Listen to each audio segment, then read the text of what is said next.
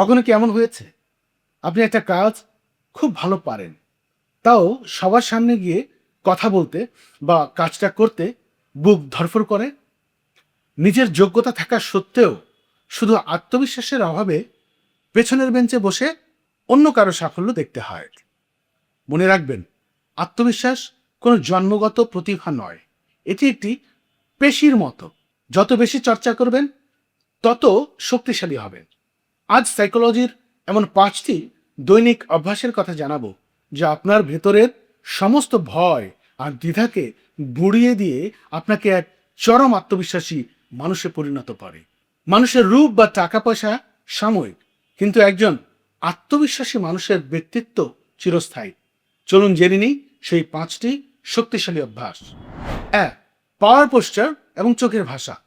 আমাদের প্রথম অভ্যাসটি হলো শরীরের ভাষা বা বডি ল্যাঙ্গুয়েজ পরিবর্তন।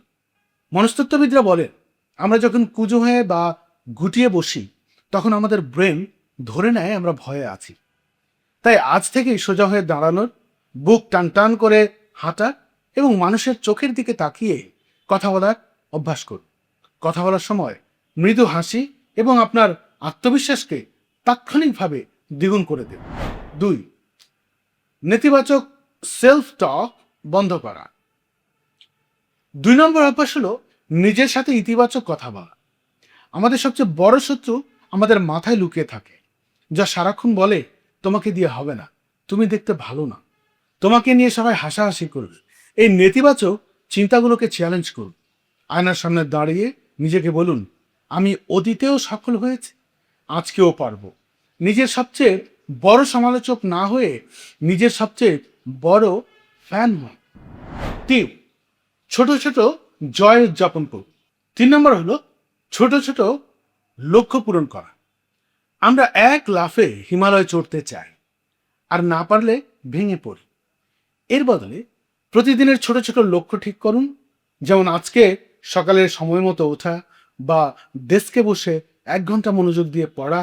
যখনই আপনি এই ছোট ছোট কাজগুলো শেষ করবেন, আপনার ব্রেনে ডোপামিন হরমোন ক্ষরণ হবে, যা আপনার অবচেতন মনকে বিশ্বাস করবে যে হ্যাঁ, আপনিও পারেন।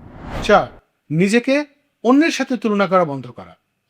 4র্থ এবং সবচেয়ে জরুরি অভ্যাস, সোশ্যাল মিডিয়ায় স্ক্রল করে অন্যের সাজানো জীবনের সাথে নিজের আসল জীবনের তুলনা বন্ধ করা।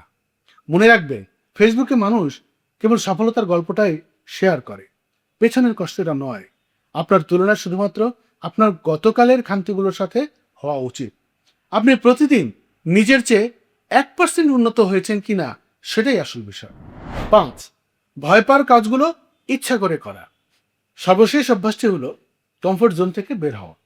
যে কাজটি করতে আপনার সবচেয়ে বেশি ভয় লাগে, যেমন স্টেজে কথা বলা, নতুন মানুষের সাথে পরিচিত হওয়া, ইচ্ছে করে নিজেকে সেই পরিস্থিতির মুখোমুখি করুন।